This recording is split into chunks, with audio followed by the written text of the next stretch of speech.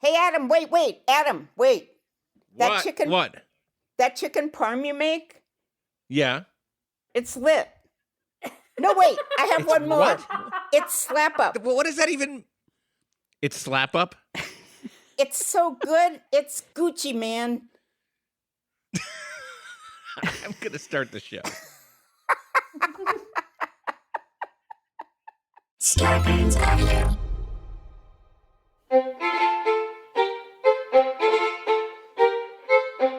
Coming to you live from our houses in Los Angeles, California, it's Nobody Listens to Paula Poundstone, your comedy field guide to life. Tonight, it's everyone's favorite drama, As the Worm Turns. Yes, the wonderful world of composting. What is composting, and how is it different from vermicomposting? And once we know what vermicomposting is, does that make it this week's vocabulary worm? Rhonda Sherman, you're welcome, everybody, from North Carolina State University, is here to break down the art of breaking stuff down. Plus, we introduce the Department of Fine Print. We find those little pieces of text in your life that you never notice, and we notice them. It's a tasty, tasty segment, but warning, do not eat. Also, Captain Crinkle in your rearview mirror is always closer than she appears.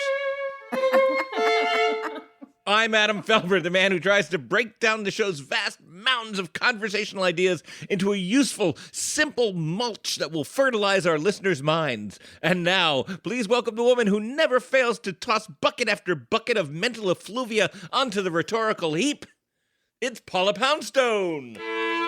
Hey guys! Paula P in the house. So nice Paula to P. Thank you. It's so nice to be with all of you and Bonnie's young vocabulary developing. It's kind of weird. Yeah. It reminds me of like an old Love American style episode. Right. Yeah, you know. Where Aunt Bonnie decided that she needed to talk to the kids of today.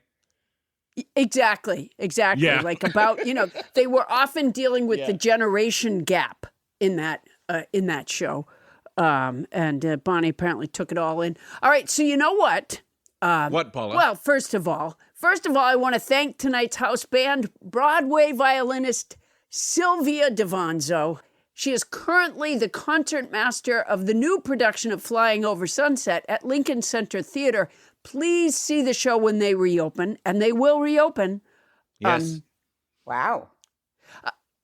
Yeah. That's pretty impressive. We have very impressive house bands, and we sure do, and they seem more impressive each Sylvia. week. Yeah, thank you, Sylvia. And so, what's new with you, Paula Poundstone? Well, I was on Twitter the other day, and that's not the new part. That's the kind of obsessive waste of time part.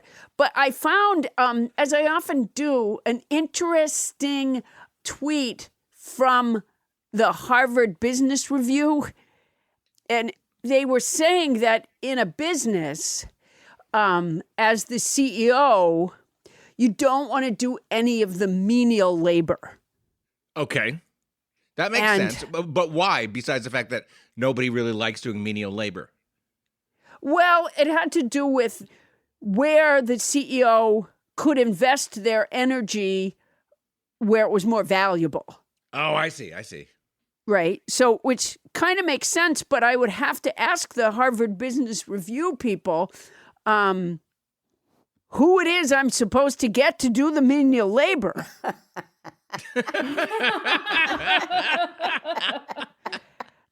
I'm self-employed, and it's just me. So, therefore, I've just allowed myself to become somewhat schizophrenic. I have an alter ego named Brenda, who was just cleaning my toilet earlier today. I hope you're nice to Brenda. Oh, yeah, I am, because, if it weren't her doing it, it would be me. Brenda, thank you for cleaning the toilet. Happy to do it, Miss Poundstone. Happy to do it. Yeah. Brenda really, she's told me that she loves working here. And you know what's weird? She fits in my clothes perfectly. Wow. Yeah. Fantastic. I caught her going through my closet the other day. Wow. Yeah. I mean, I love the idea that I'm somehow, too valuable to dust and sift cat litter and clean the toilet, and that is a great idea. But what it means, practically speaking, is that the toilet doesn't get cleaned, the house doesn't get dusted, and the litter boxes overflow. So unless the Harvard Business Review people would like to come over and value me, I'm not really sure how they think that's getting done. What do you want to bet if you were to go to the person who wrote that article? Their house is a shithole. Quite possibly. I would say, though, it's nice to have Brenda aboard. Maybe she'll join the show sometime, just to say hi. Oh, she loves the show. Brenda loves the show. And I've got to say, multiple personality disorder usually is created by a dissociative experience. This is the first time I've heard that dissociative experience being reading the Harvard Business Review. Yeah, well, there are side effects to almost everything you do. I guess so. Unwanted consequences to almost everything you do. Yeah. Yeah, I guess there are, yeah. Yeah, absolutely. Well, welcome. Yeah, welcome, Brenda. Hey, Paula, you want to get to the book club?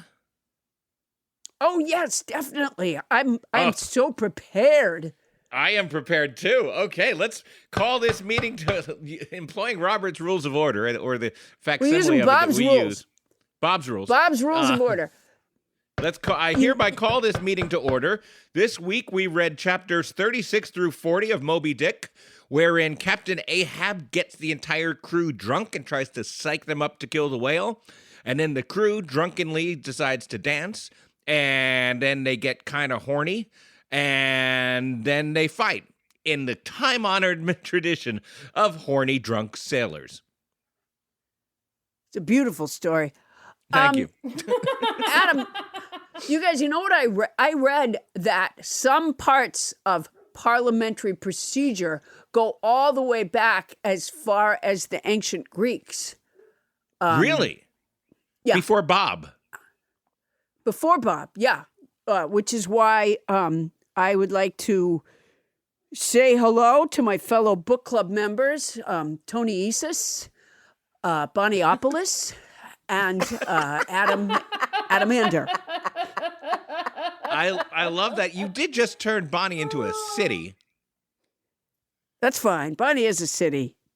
Bonnie's... She's definitely a state of mind. Yeah. All right. Or she's at least a village. Yeah. All right. So new business. What do you think of those chapters, Paula? Or do you have anything? Did you read them? I read the chapters. Yeah. Well, that's not true. I listened to them a long time ago, and now I'm re-listening so that I can, what I did was backtrack so that I could keep up with you slackers. Right. Those of us who are actually reading the book are the slackers. Listeners, nobodies that may be reading along or listening along, you have my permission. If you haven't gotten to chapter 42, you don't have to read it. You can skip over chapter 42. I don't want to be a spoiler. Yeah, you are. But in chapter 42, what Herman Melville says, or Ishmael says, the whale they're looking for is white, and he thinks that's a scary color. That is chapter 42. It takes a really long time for him to say, he goes on and on about the color white. I think I told you guys, like maybe last week or the week before, that I talked to a guy who studied the book Moby Dick, I think in college or something. And he said, because I was like, boy, he's a little, he's a little wordy. And the guy said, well, keep in mind that it was written before television, movies, and radio. So people were really delighted to read a whole chapter about the color white. And I would say, really? Because I could live in a world without electronic entertainment and still rather spend an hour staring at a rudimentary spoon than read a whole chapter about the color white. I'm kind of with you, Paula. I gotta tell you, I'm starting to move into what I think of as the Tony Anita Hull zone when it comes to Moby Dick. There is, it's unquestionably great writing, but it's getting a little tedious to the point where when we got to that part where the sailors were just yelling puns at each other about their places of origin, I'm sure he thought that was kind of cutesy, but I just thought it was stupid, and I was angry at him. I was angry at a man who's been dead for 150 years because I was like, I don't need your puns about how, French sailors talk about their baguettes and the Icelandic sailors talk about how they like sleeping on frozen ground and stuff like that. Boy, you told Melville to take those puns right on out of here. Yeah. I would disagree that you've reached the Toni Anita Hull status. She hadn't even opened the cover before she refused to read. Toni just has, for her, it's more behavior problems, I think, than, it's not that I think the story is bad or that it's terrible. I just think sometimes there are these, he's had a couple chapters where the whole goddamn chapter was just sort of one lengthy, odd description, like the one where he was talking about where he was putting the whales in the various categories and describing the different kind of whales. I that one and then this one. But the rest, Toni should be very happy that Captain Ahab is up and about. She really was longing for him. Yeah, Toni, what is your experience of these chapters with now that Ahab's here? Or are you reading them at all? So I skipped the dick this week. I just chose not to read it.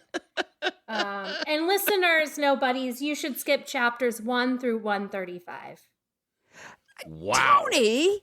Okay, I love it that she says, like, I skipped as if this is somehow out of the ordinary for her. It should be the other way around. Why don't you just mention it when you do read? And we'll wait the several weeks. You know what? I'm offended, and I hate to do this, but I am hereby moving to censure Toni Anita Hull for her violation of book club policies.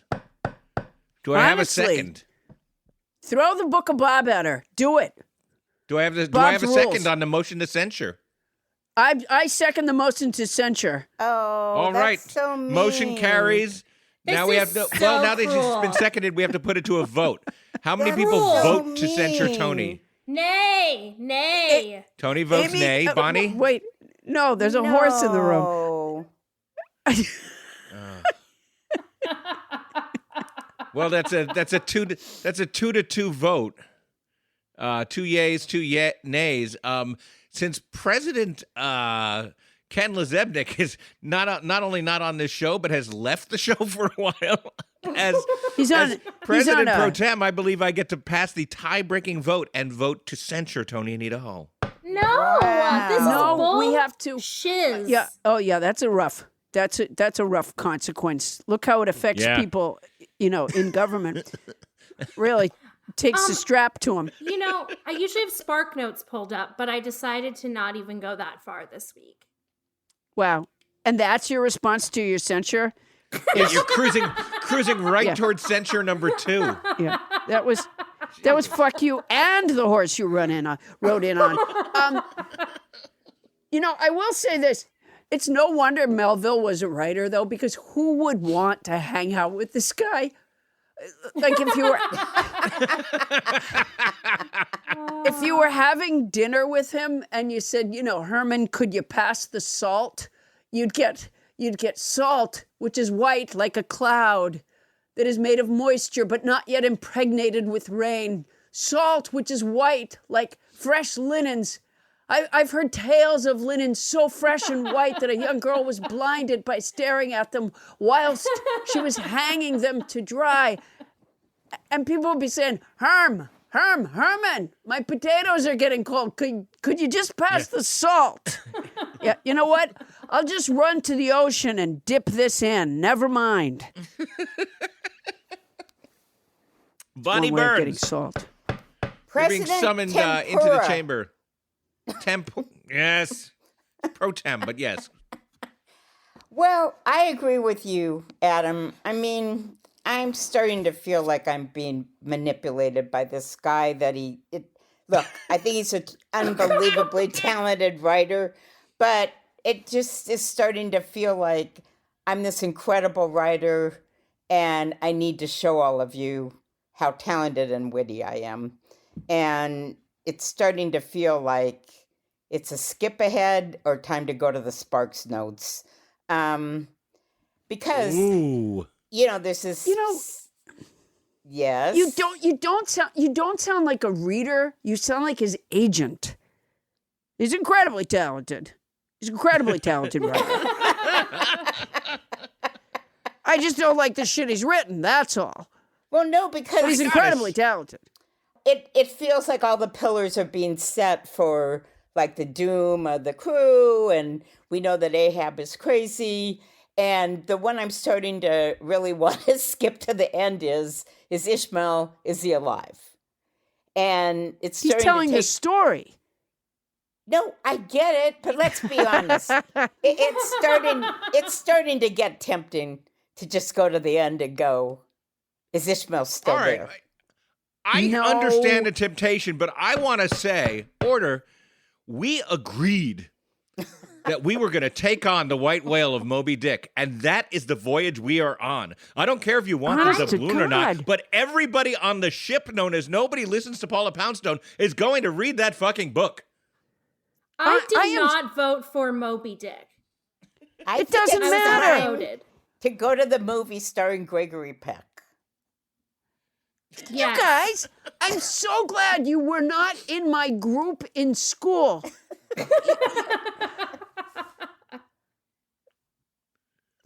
No, this is terrible. No, we're It is. reading Moby Dick. It's mutiny. We're having a book club mutiny.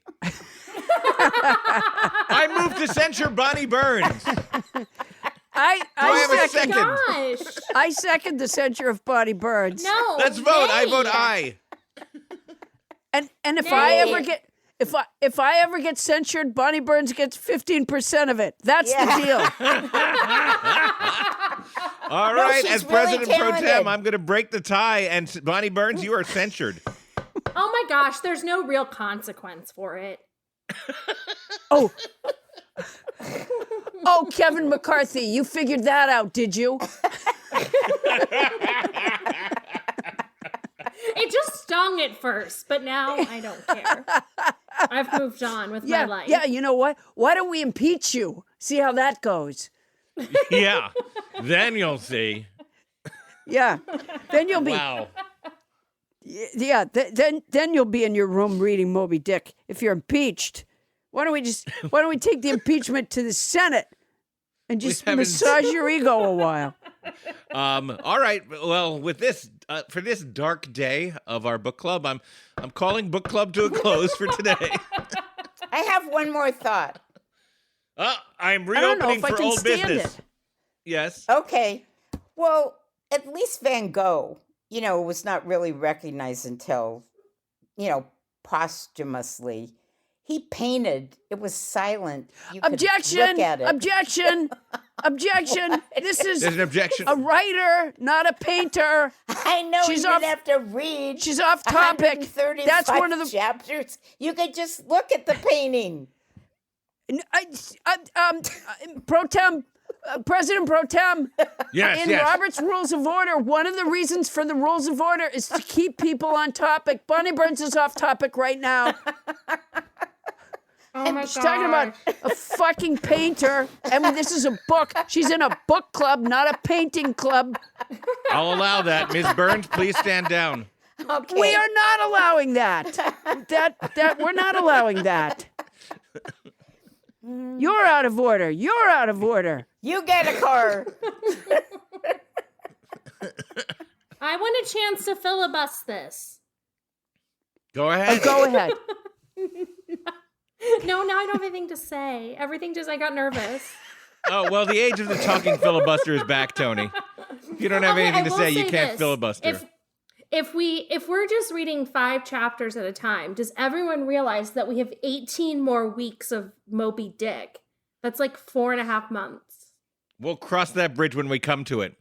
It would be a delightful 4.5 months if we weren't always trying to roll Tony Anita Hull up a hill.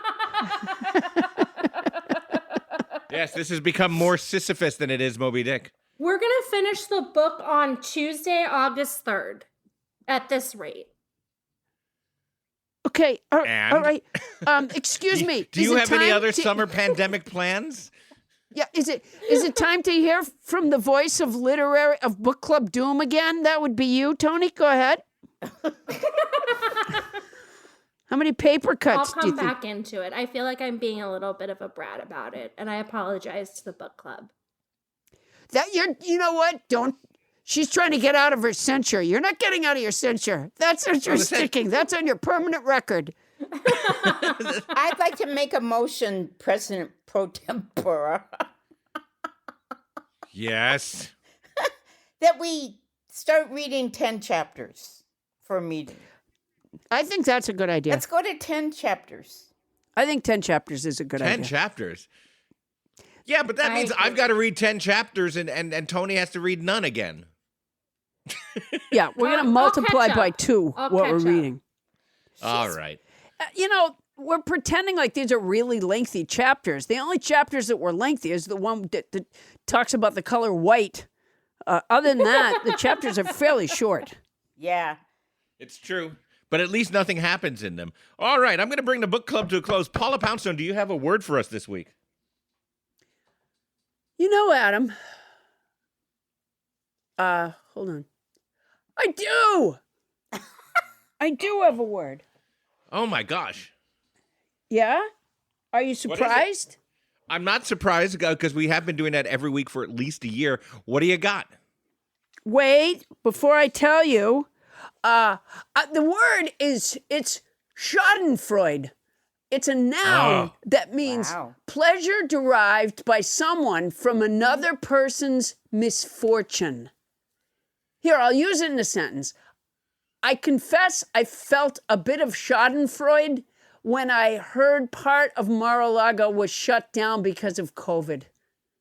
It's a great word, Schadenfreude. That's great. I hope I don't feel it a lot, but it is a great word. Let's put it right in the vocabulary song. Okay.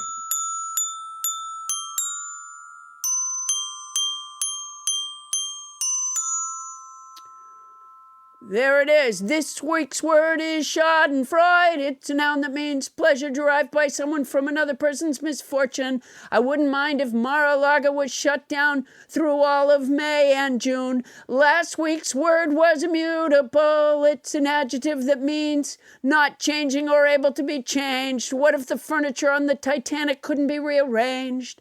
The week before that, the word was ultracrepidarian. It's an adjective that means expressing opinions on matters outside the scope of one's knowledge or expertise.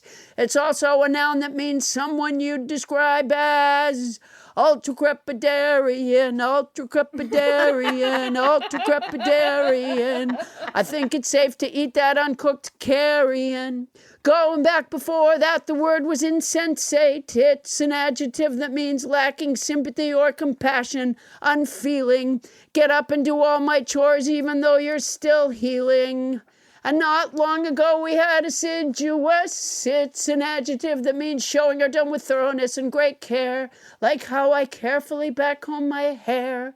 Let's never forget gallimaufry, which I pronounced wrong until nobody James Hyder corrected me. It's a noun that means confused jumbler medley of things. Hodgepodge, who's podge, hodgepodge. Adam doesn't think my song is replicable, replicable, replicable. But I do, I do, I do, I do. Woo. Nice. I do.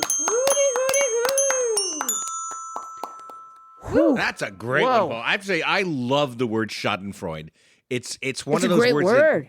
that only Germans can come up with that, where it should be a bunch of words, but they pack it all into one word and it means something, very recognizable. Another one of that ilk is Weltschmerz or something like that. I'm probably pronouncing it wrong. Oh, yeah, that's a is- great word. Which is sort of a sad world weariness. Weltschmerz. You know what? I looked that up and I forgot. Maybe I'll have that in the next couple of weeks because I don't think it is, unless. Oh wait, maybe I'm thinking of another word. Anyways, okay. Well, we're just focused on one word right now, and that's Yeah, I'm sorry. That's Schadenfreude. Schadenfreude. It is. Yeah, it's a great word. so You know, good. it's kind of a shameful feeling Yeah. You know, I have to confess that I felt Schadenfreude here and there in my life. But I'd like to feel less of it. I'd like to be a better human being with a little less Schadenfreude. Yeah, I hear that. Yeah. On the other hand, you felt great when Toni got censured just there, didn't you? Yeah. I did. I did have a little tinge of the old Schadenfreude then. Yeah, I did. I just feel we've been pushing Toni Anita Hull up a literary hill for a while now. And her turning to Cosmo repeatedly is just not okay. So that censure made you feel good. Yeah. And now you feel bad that it made you feel good. I do. I feel bad that it made me feel good. I absolutely do. But you know what? Yes. I'll take a shower. I'll be fine. Coming up, Bette Midler once said, "My whole life has been spent waiting for an epiphany, a manifestation of God's presence, the kind of transcendent, magical experience that lets you see your place in the big picture. And that is what I had with my first compost heap." We'll help you find God in your pile of garbage next on Nobody Listens to Paula Poundstone.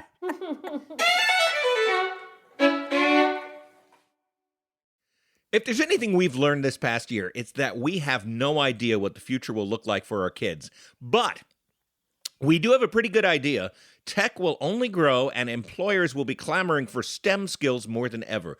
So, how can you prepare your child for tomorrow while making sure they're having the fun they deserve today? That's ID Tech. ID Tech is the world's #1 STEM program for kids and teens ages 7 through 17, founded in Silicon Valley and available to you right at home. Their instructors are tech rock stars dedicated to helping your child develop skills in coding, AI, game design, and 3D modeling, using tools they genuinely love and might already be using every day, like Roblox and Minecraft. Sound familiar? With ID Tech's online private lessons, you set your own flexible schedule for one-on-one instruction, and you can even bring a sibling or friend along for free. Or provide your child with a little more structure and socialization with ID Tech's virtual tech camps. Their small class guarantee means there are around 5 students per instructor, so kids still get plenty of individual attention and support. Both the online private lessons and virtual tech camps are available for all skill levels, and your kid can get started anytime. So why not now? Get your child excited for the future and equip them with the tools to thrive when they get there. Visit idtech.com/Paula today to reserve your child's spot and receive $100 off ID Tech's virtual tech camps. That's idtech.com/Paula for $100 off, idtech.com/Paula. Is there something interfering with your happiness or preventing you from achieving your goals? You know, maybe it's a hangnail, or your shoe doesn't fit right, or there's a global deadly it's worse pandemic. than that. It's much worse than that. BetterHelp will assess your needs and match you with your own licensed professional therapist, and you can start communicating with them in under 48 hours. It's not a crisis line. It's not self-help. It's professional counseling done securely online. BetterHelp offers a broad range of expertise, which may not be locally available in many areas. You can log into your account anytime, send a message to your counselor. You'll get timely and thoughtful responses. Plus, you can schedule weekly video or phone sessions so you won't ever have to sit in an uncomfortable waiting room as with traditional therapy, with the people staring at you and wondering what's up with you and all that. I hate that. I hate that. BetterHelp is committed to facilitating great therapeutic matches, so they make it easy and free to change counselors if needed. It's more affordable than traditional offline counseling, and financial aid is available. BetterHelp wants you to start living a happier life today. Visit betterhelp.com/Paula, that's better HELP, and join over 1 million people who have taken charge of their mental health with the help of an experienced professional. I love the idea of everyone living a happier life. In fact, so many people have been using BetterHelp that they're recruiting additional counselors in all 50 states. This podcast is sponsored by BetterHelp, And Nobody Listens to Paula Poundstone listeners get 10% off their first month at betterhelp.com/Paula.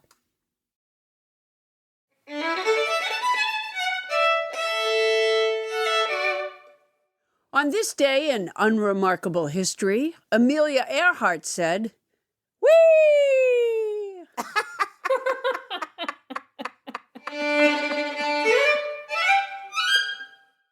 Thank you, house band Sylvia D'Avanzo. Paula Poundstone, you are a composting... Yes? What? Adam. What? Okay, I'm sorry to interrupt, but you guys, when you were talking about geschuntet or whatever that word was that Yeah. Paula said was her vocabulary word.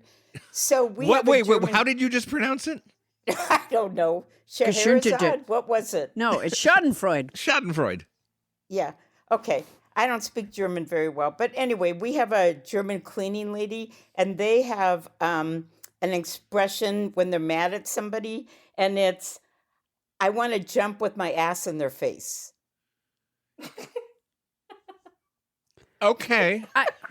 That's And there's a word, or is that an expression? No, I think it's an expression. So what I did when we were on the break, I looked it up. I don't know if this is going to work, but I think this is how it sounds. Okay, so take a listen. Okay. Ich möchte mit meinem Arsch ins Gesicht springen. Oh, that's it.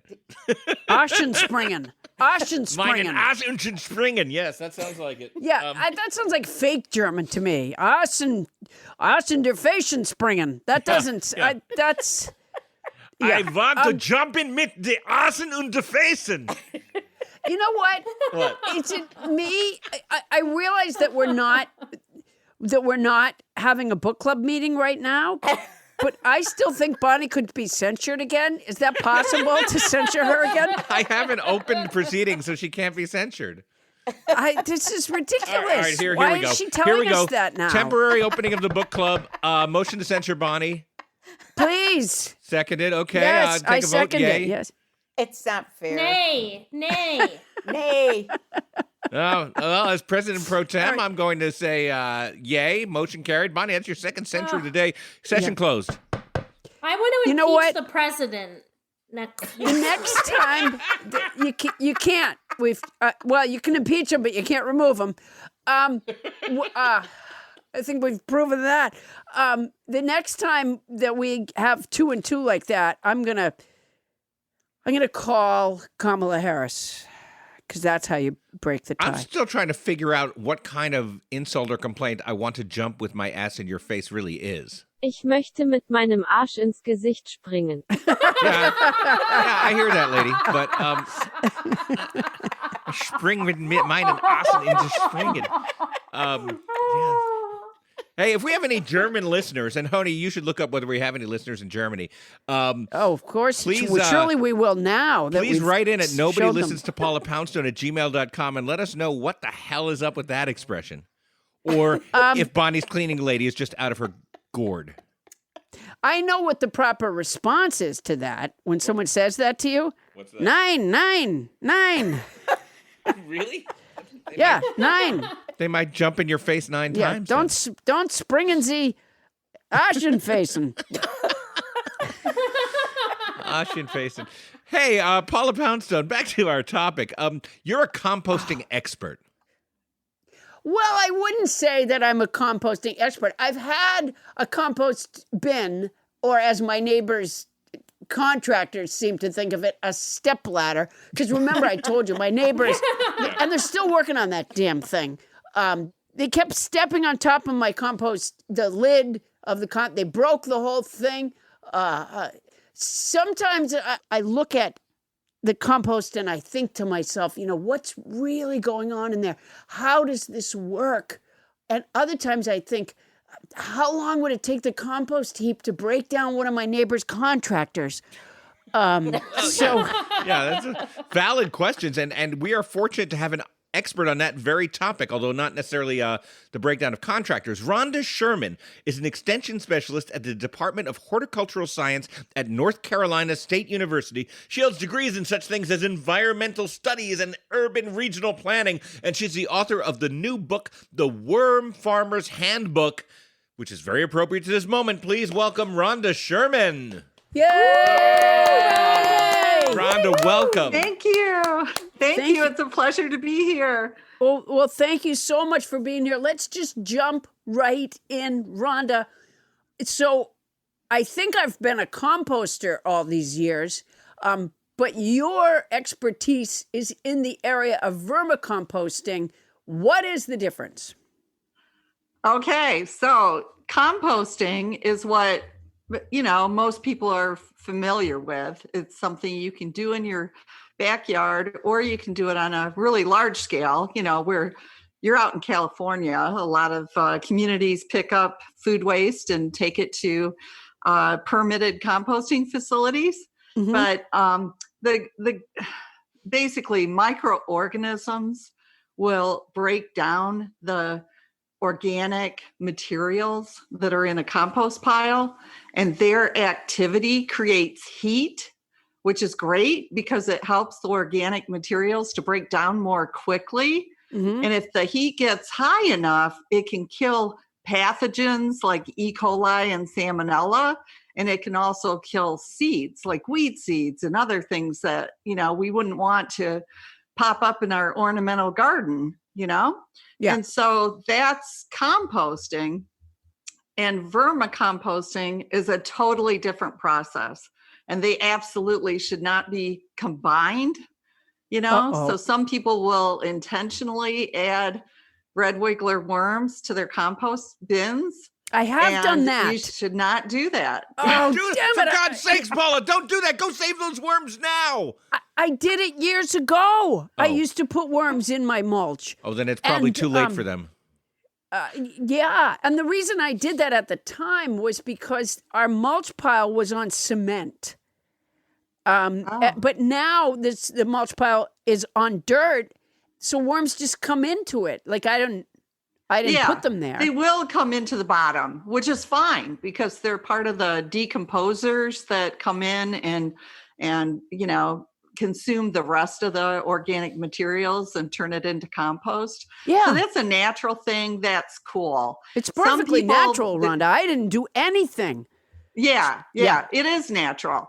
But there are some people who have the misconception that adding, going out and buying worms and adding them to their compost pile will speed up the decomposition. Well, and I did actually, that. they're just composting the wrong way and they just need some tweaks here and there. Oh. But So it's when I used to yeah. do that, I was killing the worms because it was too hot for them inside there.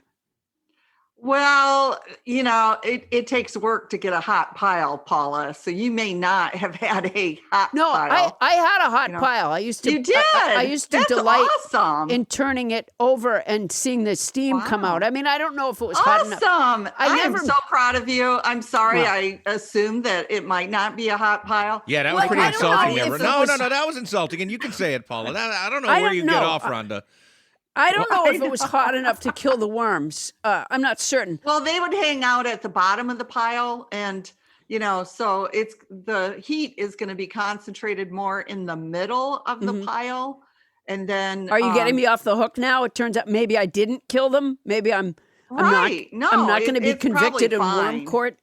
No, you're probably fine. Rhonda, I want to slow you down for just a minute because I am somebody who knows absolutely nothing about composting. So if I understand what you're saying, regular composting is you throw a lot of garbage in a bin and you hope it heats up to cook out impurities so that it becomes fertilizer then? So it becomes compost, which is a soil amendment, so it's got excellent properties for soil, and it also helps plants to produce healthier plants. So at some point And you look at most- your garbage pile and say, okay, this isn't garbage anymore. This is fertilizer. This is good soil. Right. Okay. Yeah. I'm sorry. It'll change the appearance. It'll look like soil instead of looking like the original materials that you put in. Right. Right. It used to be, some uneaten salad and some soup and a cherry pie rind and some, toast that somebody didn't finish. And now it looks like dirt. Oh, wow. So most- like when you can no longer see Paula's neighbor's contractor's fingers, it's time to That's start when you planting. know. Yeah. Okay. That's I when get you it. know you've done a good Thank job. you. Let me just say that most amendments don't pass.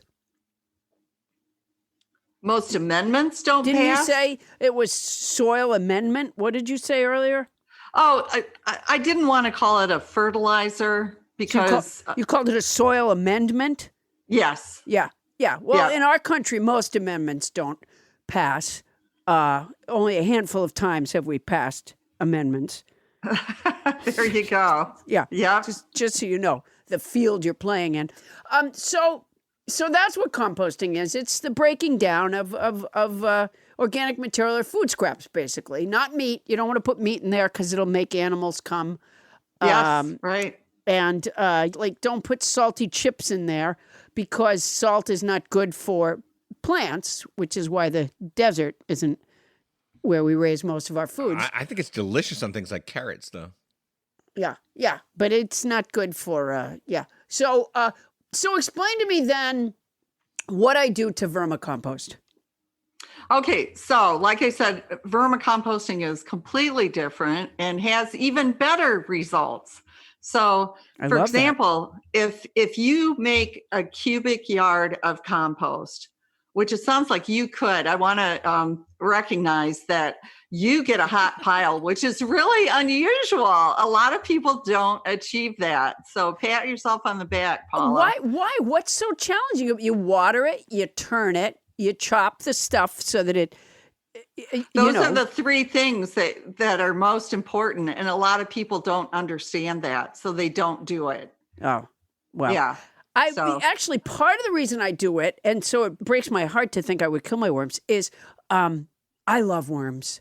When my kids They're were little, awesome. they would come with me to the mulch pile, and they always would put out their little hands so I could put a worm in their hand, and they could watch it for a little while. It was a big thrill, and I Kids like admire that. worms. They're such hard workers. They are. Yes. Yeah. They're totally awesome. Well, it's not like So they have I any would- hobbies. It's not like a worm can say to another one, "Hey, Right, they- slow down. We were going to read tonight." Yeah. Well, no, their hobbies are finding moisture. They just enjoy moisture. Yes. All right. So explain to me how I'm going to do this vermicomposting, because I'll switch. And when you say a cubic yard, does that mean it's a yard deep and a yard across and a yard wide? Yes. Okay. So I didn't 3 know what feet by cubic 3 feet by 3 feet. Got Yeah. ya. So if you produce a cubic yard of compost and you wanted to sell it, because I know you're always looking for extra jobs, right? am, Extra yes. money. So if you sold compost in a cubic yard, you could get maybe up to $30 for that cubic yard. Wow. If you sold vermicompost, you could get $200 to $1,200 per cubic yard. Wow. Oh my Yeah. gosh. But why so much variation? I mean, 200 sounds like a lot, and then you went 1,200, and I was like, well, I need higher quality worms or something. Yeah. So it just, remember I said that compost has really wonderful effects on soil and plants? Well, it's documented by thousands of scientific studies that vermicompost has an even more profound effect on soil and plants. A more salubrious effect. There So- you go. So basically, it's worm poop. They eat these. Yes. They eat your leftover food scraps, and they poop. And it's the poop that is the soil amendments that will pass. Yes. How then do I house? I mean, can I use the same setup that I? No. What do I have to because- do? So with compost, in order to reach those high temperatures, Yeah. you have to have a certain amount of mass. So you have to have at least a cubic foot. So Yeah. 3 feet wide, 3 feet deep, 3 feet Mhm. long. Because the activity of the microorganisms heats up the pile. And if your pile was only, say, 2 feet deep, then that heat would dissipate. It would not be able to retain the heat in the pile and make the temperatures increase. Got it. So with your little worm friends, they can't tolerate that heat. Oh. So vermicomposting has to be a shallow system. Oh, okay. And you, I heard you earlier say, oh, how do I switch from composting to vermicomposting? Yeah. And I recommend having both. Okay. You really want to do vermicomposting because, you're going to produce a more valuable soil amendment. And also, you and your children are going to enjoy the worms, right? Yeah. But they're with grown now, but composting, still. Yeah, I know. But they'll come visit. So, Well, they will whatever. because we're going to have a much better Christmas this year because I'm making shitloads of money from my worm shit. Literally There you shitloads. go. Yeah. Literally shitloads of money. Yes. All right. So why do you say to do both? Because I like to always have a compost bin also because it's more forgiving. Okay. In fact, I always keep in mind the value of compost versus vermicompost. So, I need to think of a better word for this, but it's kind of like the worm bin is your princess bin. It's your valuable, special bin, and it's going to be smaller than your compost bin. Mm-hmm. So you're not going to be able to feed the worms as much food. You're going to have extra food. And so you want to put that into your compost bin. And since it's a bigger space, it's just more forgiving. You can put more, like you could dump a bunch of tomatoes into a compost bin, but not into your worm bin because it would be too acidic. Oh, so I didn't know you have that. to take the worm's diet into account. Yes. Okay, the science fiction writer Bruce Sterling wrote, "Tomorrow composts today." I love that. And that means that today must be pretty great because I think we can all agree that 2020 was a massive pile of garbage. We'll do our best to make a more fertile tomorrow when we come back.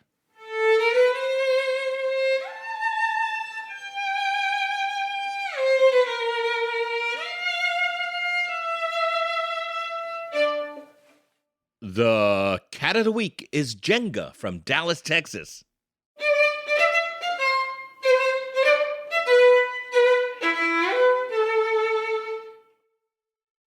I don't know about you, but I feel like I'm always looking at a screen, now more than ever.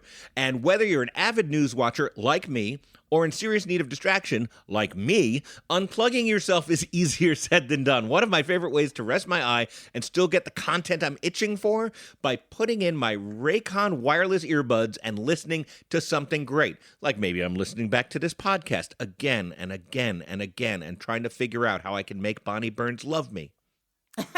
Oh, it's the best thing for you, this podcast.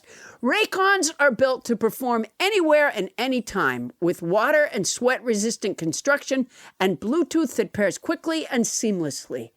And with enough battery life for 6 hours of playtime, you can unplug for a while. Whether you're catching up on your favorite news podcast, binging an audiobook, or powering through your workout with a pumped-up playlist, a pair of Raycons in your ears can make all the difference. No dangling wires or stems to get in your way here. Raycons come in a range of stylish colorways, but always with a comfortable in-ear fit for a more discreet look. The best part? Raycon makes great sound accessible to everyone with wireless earbuds starting at half the price of other premium audio brands. Raycon's offering 15% off all their products for our listeners. And here's what you've got to do to get it. Go to buyraycon.com/Paula. That's it. You'll get 15% off your entire Raycon order, so feel free to grab a pair and a spare. That's 15% off at buyraycon.com/Paula.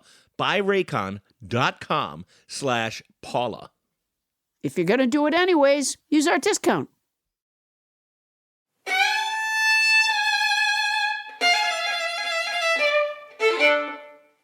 And we are back with Rhonda Sherman. Paula? So, Rhonda, so beside my big mulch pile, if I put a vermicompost thing, right, so it's only a few inches tall. Well, it can be up to, maybe 22 inches tall. That's as tall as you'd want it to be. So I make one that's about 22 inches tall. I don't need to buy worms, do I? Because won't they just, I take some out of the other pile, and B, won't they just come up from the ground the way they did for the compost pile? No. Oh, damn it. Yeah. Well, with a worm bin, you could have it outside or you can have it inside. Okay.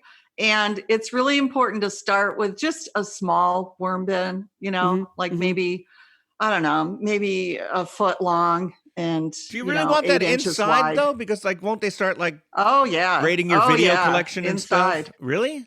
Oh yeah, people do it inside. Okay. Toni Anita is going to start doing it inside her apartment. She said she was going to read Moby Dick too, so I wouldn't trust what she says. I'm going to do this. I'm going to do this. She's been censured. All right. Okay. So start small. Okay. Got you.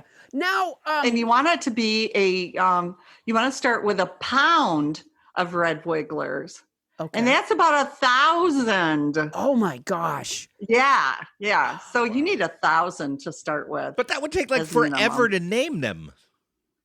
Right. Yeah. I'll have to do what George Foreman did. Just name them all, George. I started composting, in the beginning because I didn't want the food to go in the landfill. But I'm not sure that I knew why I didn't want it to go in the landfill. I just wanted to have less trash because I wanted my trash pickup people to admire me. Mm-hmm. So why is composting important? Okay. What people don't realize is that landfills are the number 3 contributor to climate change of human activities. Wow. I didn't know that. Yeah. After planes and cows? Yes. So the problem is that we put organic waste into landfills, and landfills are airless spaces. Okay. So when we're talking about vermicomposting and composting, we're talking about aerobic activity where we have air and water involved. But landfills keep air and water out. And so when food waste and other organics start breaking down slowly in landfills in the lack of air, it creates methane. Oh, not good. And so, so methane gets emitted from landfills, and landfills, well, they used to be dumps. And then we developed laws and engineered designs to protect this methane, because methane likes to travel horizontally. So there were cases where methane would build up in dumps and then travel, and it's explosive. And so it literally has exploded buildings, and it blew up next to an elementary school once. So, so it's really bad. So wait a minute, back up a sec. So the methane from a dump moved horizontally to a building beside a school and exploded it? Yes. Where was I that day? I never heard of that. Probably stayed home. You were lucky, Paula. I don't think there's one fucking piece of bad news that doesn't come my way at some point. Well, there you go. You got to get rid of okay, so that sounds kind of dangerous. Anyway, yeah. So that was dumps. So sanitary landfills are required to capture the methane.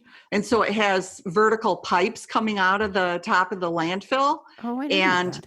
The problem is that nobody's required to do anything with the methane. So it usually just gets flared off into the atmosphere. And that's why it's a big contributor to climate change. Well, this is so often, climate change in general, I think a lot of us just feel stymied. We know it's happening. We know it's terrible. And I don't know how to manufacture a car. So you feel so helpless. But this is something that, most people could certainly do. And it will help with the number 3 producer of methane. When you said aerobic, I use a pitchfork on my mulch a lot just to put some holes in there so that the air goes through it. When you said aerobic, I thought you meant that the worms had to do jumping jacks. And I thought, there is no way I'm getting 1,000 worms to do jumping jacks. I don't have that kind of leadership. You might. All right, I have an important question. So I do tine my pile, and I do turn the soil with a shovel, and I'm sure I cut my worms in half sometimes, or even in a third and two-thirds. What happens to a worm that gets sliced? Okay, if a worm gets sliced, if it's sliced below the point where their important organs are, it'll just, heal over. So it'll be like a stump. And so, but if it's sliced, right in the midst of major organs that make the worm function, it'll die. Oh. And But in your you've got a hot compost pile, and so it's very likely that your worms are just hanging out in the bottom of your pile. Oh, I hope so. Because it's dark and moist down there, and it's going to be cooler. So I think they're going to be down there. So when you're maybe I'm turning not your compost pile, aerating it like you should, Right. I don't think the worms are going to be up there. Oh, I hope not. So I think you can rest assured that you're not harming worms. And how But is there a German word for the sadness that you feel when you've accidentally killed a worm? Yeah, We'll have to ask Bonnie about that. Vermenschmerz? Vermenschmerzenhack? it's Vermicomposting. Vermicomposting. Vermicomposting. Oh. I'm feeling such verminchopins this morning. I was turning my pile and I killed a poor worm. So when I get my 1,000 worms, my pound of worms, from a worm farmer. how do my worms procreate?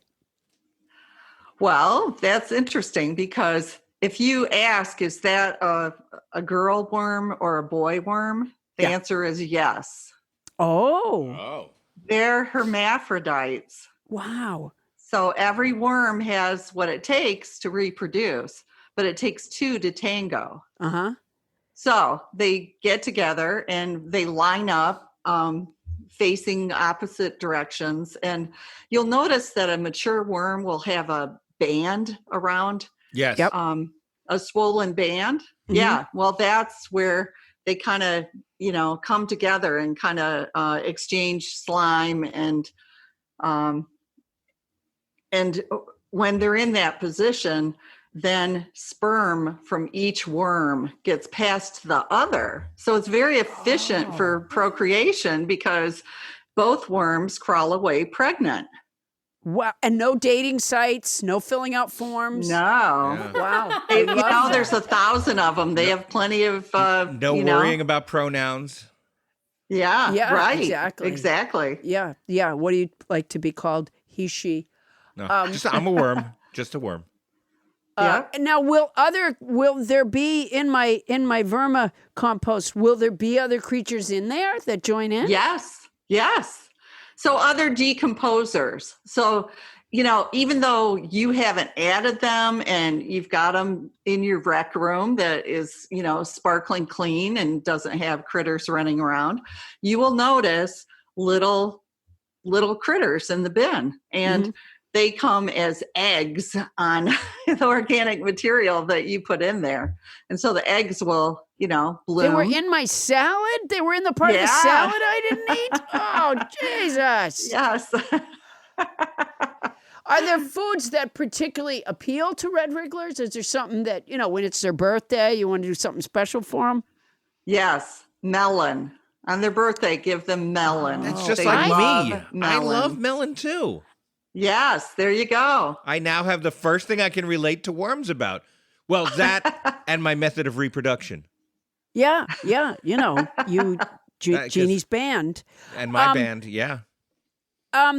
The tops of pineapples, I find, if I put a pineapple in there, now it's probably too acidic, but I didn't know that before. So that I often put, when I cut up a pineapple, I'll put the top in there, and the sides, of course, and they are all over the top of a pineapple. Yes. But is it bad? Is it bad for them? No, that's why they're on it. You can Oh, okay. tell what a worm likes if you see a gathering of them Yeah. on that piece of food. And that's so. why there's that song, my pineapple brings the worms to the yard, the worms to the yard, the worms to the yard. Oh, I thought it Yeah. was what a worm likes, what a worm wants. Well, Rhonda, that was excellent. And we are now going to take that rich mental fertilizer you gave us and see what sprouts from the old Poundstonator. Paula? So, house band Sylvia D'Avanzo, you sound so fantastic. Thank you. If you could give me just a little bit of background music, I'll tell you what the Poundstonator spit out. This vermicomposting is such an exciting addition to Poundstone Industries, also known as Lipstick Nancy Incorporated.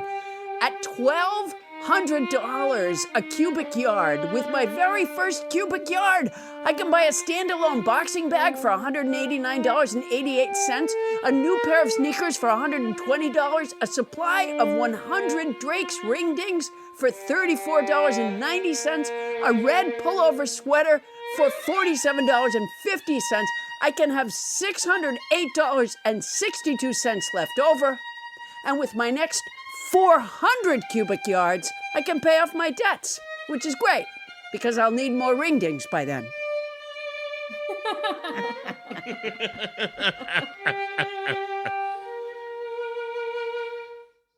She's an extension specialist in the Department of Horticultural Science at NC State University, the author of the book. Paula, what's the book?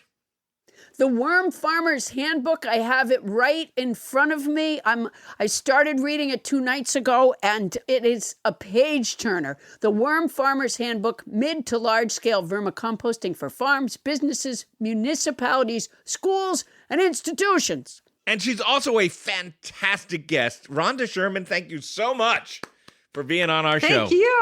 It's been so much fun. Oh, thanks, Rhonda. It was wonderful. Great. Yeah, I loved it. So Oh, thank good. you I'm for so inviting glad. me. It was awesome.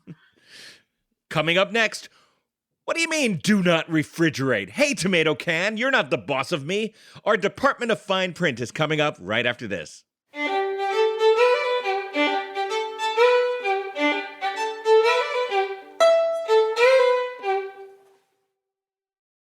With HelloFresh, you get fresh, pre-measured ingredients and mouth-watering seasonal recipes delivered right to your door. Makes sense. Why would they leave them halfway down the street? HelloFresh lets you skip those trips to the grocery store and makes home cooking easy, fun, and affordable. And that's why it's America's #1 meal kit. 4 out of 5 HelloFresh customers say HelloFresh helps them lead a healthier lifestyle with delicious, low-calorie, carb-smart, and vegetarian options available each week. And that 5th one is a total dick. And HelloFresh offers the flexibility you need with customizable orders every week. You can easily change your delivery days or food preferences and skip a week whenever you need. You know, I probably should be saying this to a more intimate group of people, but I had no relationship with grains. None. And Really? yeah. I love grains. And then I prepared some vegetarian HelloFresh meals. Turns out I love the grains. Love them. And it was easy to do and kind of fun to do. There's a recipe card that walks you step by step through everything, and then you hang on to the recipe card. It really is a great service. It really is. And the food is terrific. And I'll say those recipe cards, they're very handsomely produced. They're good color pictures. Try America's #1 meal kit. Go to HelloFresh.com/12Paula and use code 12Paula for 12 free meals, which is a lot. And that includes free shipping. Yeah, actually, that's a really great deal. For 12 free meals and free shipping, go to HelloFresh.com/12Paula and use code, wait for it, 12Paula. If you're going to do it anyways, use our code, support our show, and get your HelloFresh.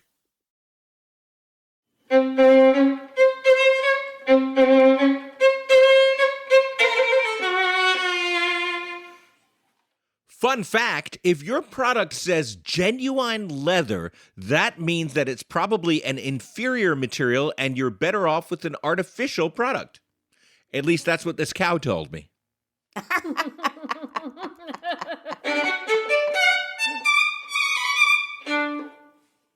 And we're back. Paula Poundstone, Wait a minute. I have to tell you something. I'm not proud of this at all. But Okay. while we were talking about mulch and composting, Uh-huh. Wendell pulled up on my computer an article that says Luke Perry was buried in a mushroom suit, which could become a trend. That's A what it says. mushroom That's the suit? title. That's the title of the article. And everybody start timing now to see how long before Toni Googles that article. Is he dead? My question is, Luke Perry died? I thought he was alive. Yes. No, I believe he died. He died. He died like last year. Oh, did? that's right. Yeah. Okay. Wow, he was so young. Yep. Yeah. Look at that. He was buried in a biodegradable suit. I told you she would. Wow. That was red meat for Toni. I just laid it out there, and I knew. Yeah. I tried to resist. Technically, Paula, you could be arrested for entrapment. So hard. I tried to resist, but I couldn't. Yeah. She tried for all of Wait a half a minute. second. All right. What? Well, it says on Wikipedia he had 2 children, including Jungle Boy. What does that mean? Including what? Jungle Including what? Boy. Well, don't look on Wikipedia. That's not a good source. Yeah. Why not? So, Bonnie, you wanted to ask us about something you just saw on Wikipedia about Luke Perry. Jungle Boy's a wrestler. Wait, I'm tempted to bring the book club back into session to censure you for a third time. Wait a minute. Well, here we go. He had a wrestler- Here, come to order. I move to censure Bonnie Burns. Seconded? Wait, I have to say this. Oh, maybe it's not that important. I second Bonnie's third censure. Okay, was I reading- vote aye. Okay. Nay. Captain Censure Crinkle. Paula, do you vote aye? I did. I vote aye. As President Pro Tem, I'm going to break the tie. The ayes have it. Bonnie, that is your third censure. Book club is now out of session. I How Googled does it. Toni know that Jungle Boy is a wrestler? I clicked on the link from the Wikipedia article. We are doing a podcast where you guys are both surfing the web and talking about it. The only reason you're not censured again, Toni, is because I just censured Bonnie. You know what frightens me is that both of you have driver's licenses. And I just Scare you. Only speaking for myself. It does. Oh my God. Have you ever ridden in the car with Bonnie? No focus. She doesn't focus at all. It's a miracle that she gets anywhere. I mean, the day she was recording from Trader Joe's, I was like, oh my God. Just for her even to be in a parking lot is upsetting. I was having the same thought, Paula. I was like, I like that she's broadcasting from Trader Joe's, but I really hope that she stopped the car. No, she hadn't. She hadn't. It turns out she thought she had, but she hadn't. All right, well, let's try to wrestle this back onto topic. Wrestle. Now, Paula, you had an inspiration the other day. We were discussing Moby Dick, one of the most revered and widely read books in the English language, and you... Well, I was thinking, why not provide a counterbalance by talking about the shit that nobody ever reads? Right, and thus the Department of Fine Print is born, where we look at bits and pieces of literary flotsam and jetsam that infest our soda cans and clutter our Butterfingers. Lawyers and bean counters have been scrawling their graffiti all over our stuff for years. It's the least we can do than to give it a good read. We're going to dive right in. Paula, what fine print have you found? And we're going to need a fine print theme song at some point. Bonnie? Okay, no problem. Yeah, I shudder. Okay, so I have this. It's actually a sponsor of our show. It's a blended drink. that comes from a powder, but they send you this container that you make the drink in, and a card comes with it with an illustration of the container and arrows pointing to different parts of the container. Here it is. Wait, where did it go? It says it has a luxury finish. They're talking about a container, like a bottle, right? Yeah. It says it has a luxury finish.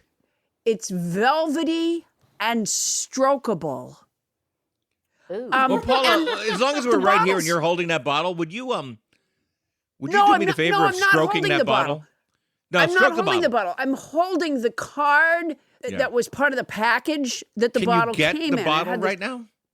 I can't because I'm in the bedroom and the bottle is in the kitchen. Hold on, Brenda.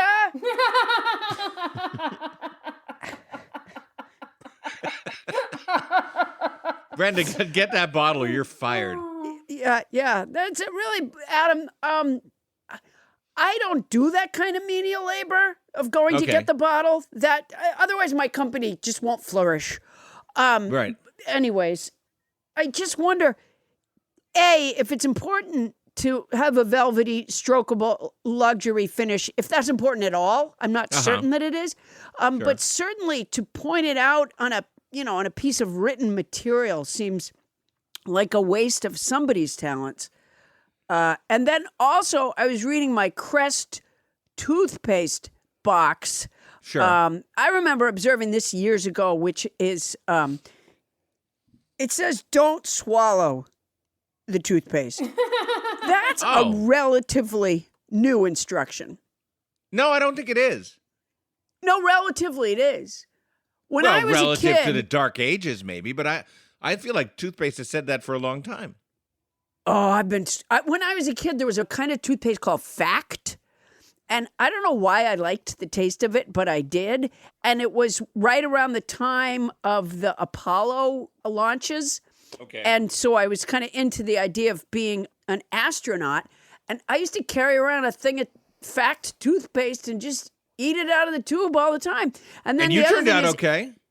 I feel good. I feel good. Yeah, it says do not swallow. And for children under 12, ask a dentist if they can use this Crest toothpaste. I wonder if I were to call my dentist's office and say, hi, I just have an 11-year-old, and I was wondering if it was okay for them to use Crest toothpaste. Have they ever received such a call? No, nor have they ever received a call where some hysterical mom said, "Oh my God, my child just swallowed toothpaste. Oh, what do I do?" Well, you gotta, yeah. You gotta. There's drug facts on my Crest box. I'm noticing drug facts.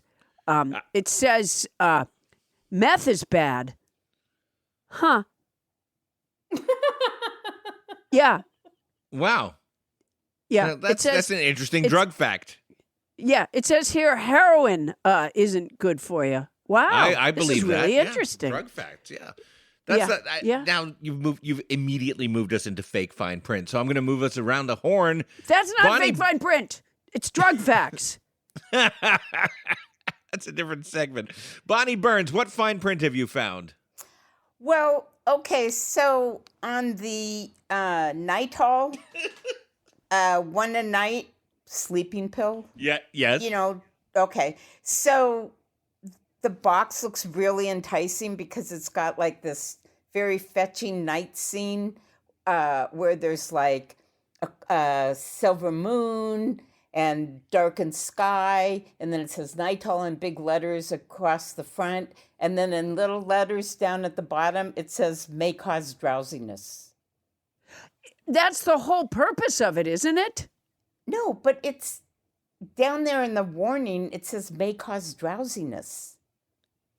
Right, but isn't that the whole point of Nitol? Yes, that's my point. Yeah, and a good one. And then, okay, scrubbing bubbles, the toilet bowl cleaner. You won't Sure. Yes, sure. Okay. Those little I like love those guys. squiddy guys. Sure, yeah, I know them. That, Yeah. like, little warning thing says, do not use for personal hygiene. Oh my gosh. Oh. How close were you before you read the words? That isn't very nice. Well, the question is, did at some moment in the past, was there a moment when you were in the shower and you were like, Zero Mustel, no? No, I just thought that's ridiculous. I mean, how do they even come up with this? Somebody sued them for using scrubbing bubbles for personal hygiene? It says toilet bowl cleaner. I would hope that that's just nervous lawyers, but I suspect that it's actually dumb people that cause these things to be written. Okay, so there's these stickers on a lot of the chainsaws, and there's like a little drawing that goes with it, and it says, do not hold the wrong end of the chainsaw. Oh. And it's got like a little hand on the part with the, the chain. I picture some guy in the Appalachian Mountains is reading that right now and going like, wow, I wish I'd read that before. All right, so dumpsters often have a sign that says "Do not play on or around," and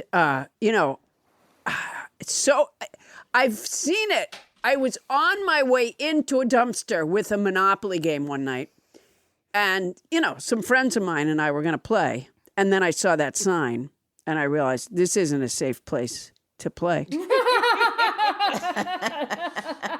Well, there go my dumpster parties. Yeah. Yeah. Wow. I'm so glad we're checking out this fine print because there's a lot of stuff. I mean, I might have taken a chainsaw by the wrong end. And now I know not. Yeah. Yeah. Right.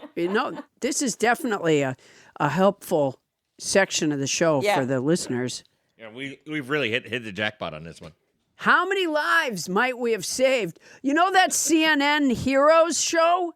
Maybe we should try to get ourselves nominated because Right. how many lives might we have saved by what we're telling people here I was today? about to pick up my chainsaw when I heard Paula Poundstone say,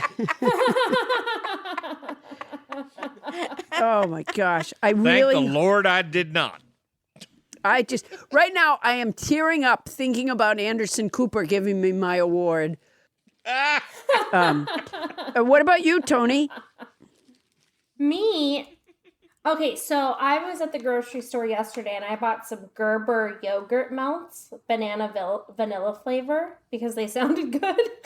Wait. Gerber? You bought Gerber baby food? Baby snacks. They looked good. Oh, that's a difference. my God. They're That low makes in it calories, better. no cholesterol. It's good. Low in sugar. No, you're buying baby food for yourself? They're snacks.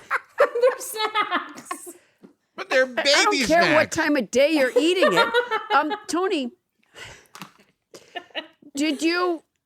what you should do is, when you go into the bathroom later, hold up the package near your face in the mirror and notice that you're not a baby. Because you know how it has a little baby head? You're going to notice you're a lot more developed. I Wow. don't know. Tony's got kind of a cute baby I face. do have a little She baby. does have a cute A baby round face. little face. Yeah. So there you go. Is there a warning on the package that says warning may turn you into a baby? Yeah, what did the warning say? What did it say again? I haven't read the warning yet. You guys have just been making fun of me for the last 3 minutes. So, Oh, right. Well, yeah, because you were eating baby food. so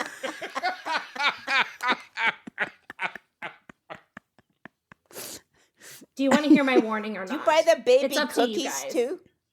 Sometimes I buy the baby like cheese puffs that melt in your mouth really fast so I don't choke. Oh my God. Are you wearing a pull-up right now? Just say I so. live alone. It's good to have things that melt in my mouth quickly so I don't choke. Oh my God. Wow. This is so weird. Okay. She's really weird.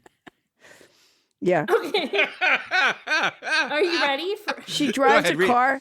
She yes, drives read a it car to that us. uses a big plastic set of keys. Okay, go ahead. Okay. Oh my God.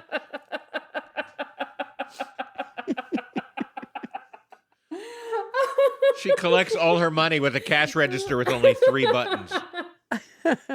Okay, here we go. Here's the warning. This product should only be fed to seated, supervised children who are accustomed to chewing solid foods.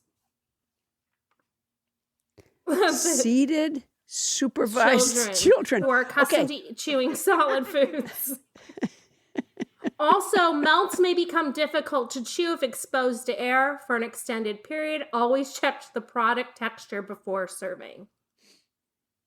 I kind of like them a little stale. Wow. Yeah, you're an adult. Okay, but when it says, what was the first warning again? What did it This say? product should be only fed to seated, supervised children who are accustomed to chewing solid foods. And how do you see yourself in that description? I feel like, I think it's like that level and above can eat them. No, I think that's fair. no, they couldn't have been clearer. It should only be fed to seated, supervised children. And I'll bet you fucking walk around the house when you're eating them. I don't. I eat them at my desk while I'm seated. And I imagine a detective in Tony's apartment standing over and going, she shouldn't have been walking around, clearly. I'm slowly realizing this is now Wow. another low point in my life.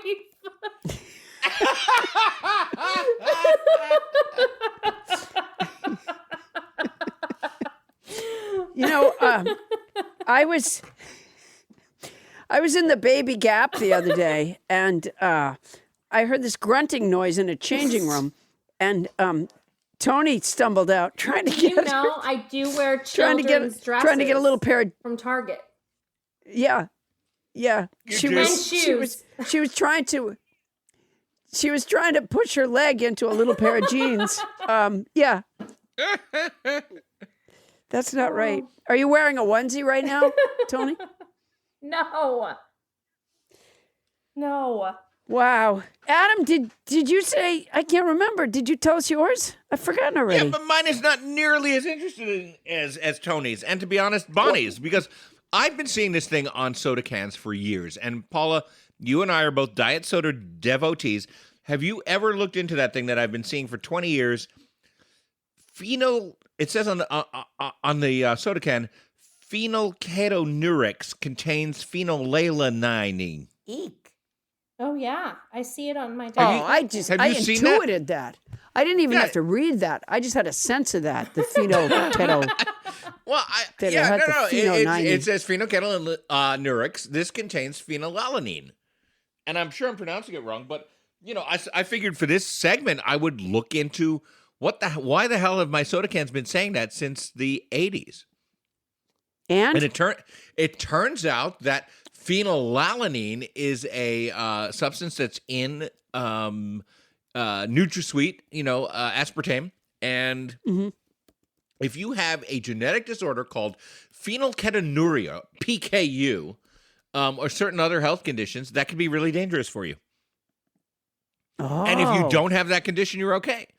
But I guess for some reason, on any of the millions of cans of diet soda that have been manufactured since the 80s, they feel it's important to put in tiny print. So I guess they feel like phenylketonurics have really good eyesight. In tiny print on the side of it. Oh, I shouldn't drink this can of diet soda either. I wonder if there's a phenylketonuric out there who's just been looking through every single can and bottle of diet soda for the last 20 years, hoping to find one that doesn't say that.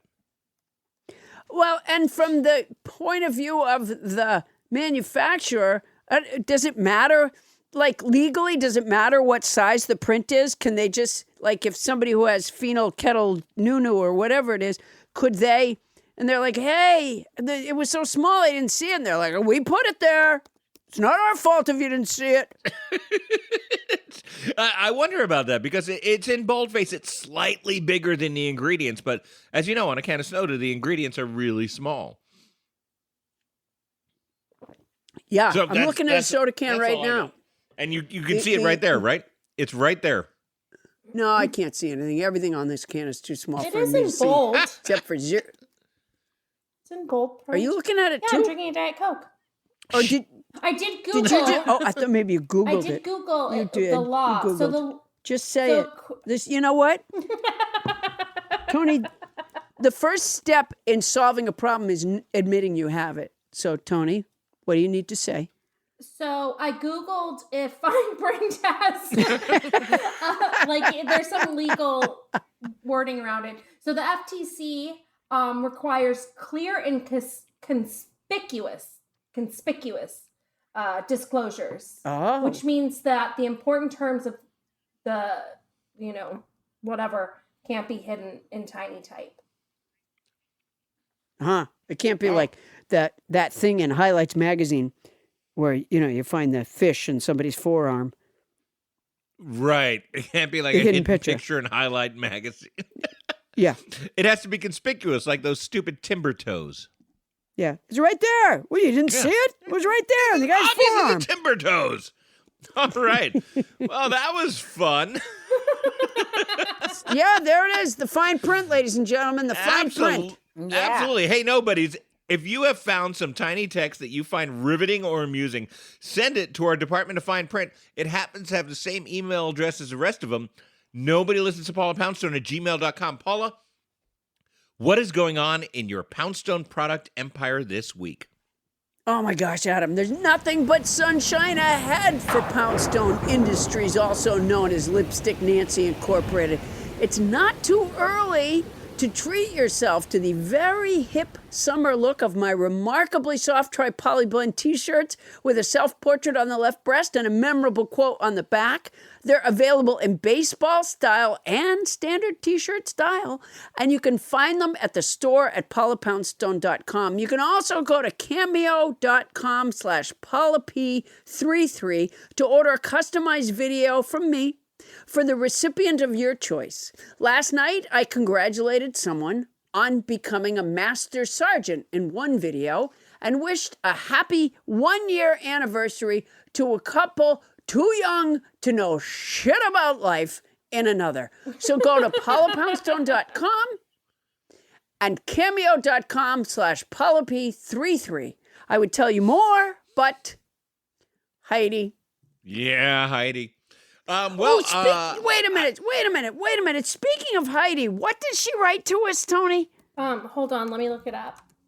In my email, that's Yeah, not Googling. Tony, take this Y back out of your mouth for a second and tell us what.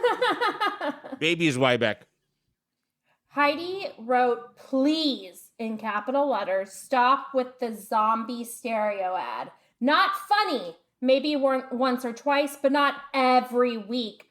Find another quote. Heidi, as you know, Heidi. Heidi, you've pushed us around a lot already, and we've really responded to your needs.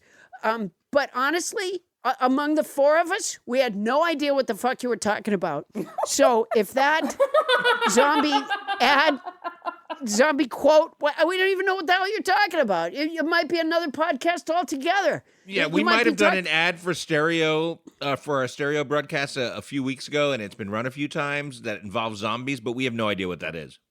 Yeah, I don't know what that is. Maybe you're mixing us up with Pod Save America, but we're not Pod Save America, Heidi. Damn it. And while we're on that tip, Paula, I'm on the stereo app. I'm with you on the stereo app, and I'm with Jeff Cesario doing my sports simulcast on the stereo app. To find out all about that and more, go to my Facebook page. I've got a nice little fan page there, or go to @AdamFelber at Twitter, and you'll learn all about that, plus a very exciting new project coming right about now. Wow. Plus a bunch of zombie quote shit. Yeah, apparently I'm all about zombies as well. Subscribe to this podcast. It's free. You'll get it every week at no charge. If there's a subject or topic you'd like to know about, tell us. Send it to nobodylistens-to-Paula-Poundstone at gmail.com. Once again, that's nobodylistens-to-Paula-Poundstone at gmail.com. That's our show. Nobody Listens to Paula Poundstone is hosted by Paula Poundstone and yours truly, Adam the Felber. Special thanks to our guest, Rhonda Sherman. Yay! And our house band, Sylvia D'Avanzo. Wow. Yay! Fantastico. Our show is produced by Paula Poundstone, Adam Felber, Bonnie Burns, Ken Lezebnik, sorta, and Toni and Anita Hull. Intern is Carly Petrone. Mixing by Michael Hoagie. Starburst production by Land Romo. Yay! Transcription services for the show provided by Transcribe Me, a premier internationally used transcription service. Use code Paula Poundstone when placing your order at transcribeme.com to receive an expedited service. That's our show for tonight. Won't somebody please listen to me? Hey, Paula. Adam? I'm having some pulverized spinach and breast milk. You want some? Oh. No, but you might want to have Toni over. Okay. That's the kind of food she Really really good. likes. Oh, wait, look at this. Look at this creamed carrots. Oh, she loves that. She loves that. You know what? One time I went to her house for Thanksgiving. It was a long time ago. And you know what we had? What's that? Applesauce. Really? We just had applesauce. Just, You know, I went I there couldn't for believe it. I went there for Passover once. You know what the dessert was? applesauce? Pacifiers. Oh, wow. Yeah. Yeah. And what's weird is she kept offering me, like, there were different big dishes, serving dishes on the table, you know, and they all had applesauce. And she would lift one up and go, more applesauce? And I was like, no, thanks. I'm full for applesauce. Yeah. And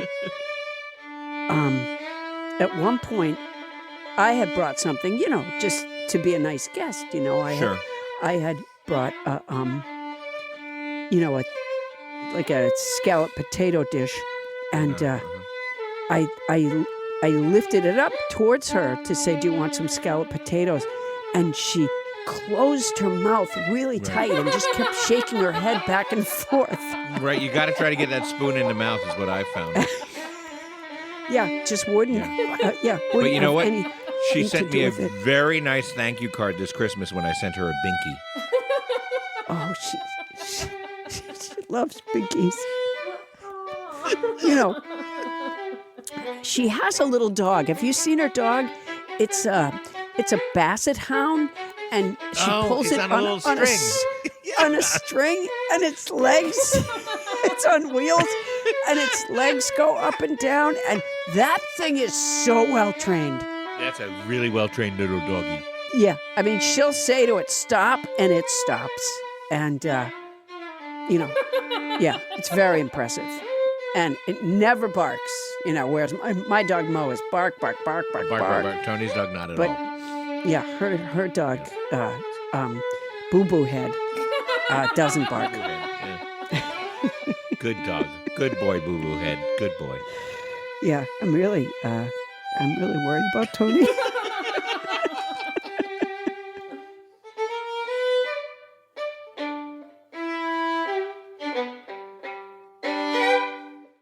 Scarpins Audio. A podcast network.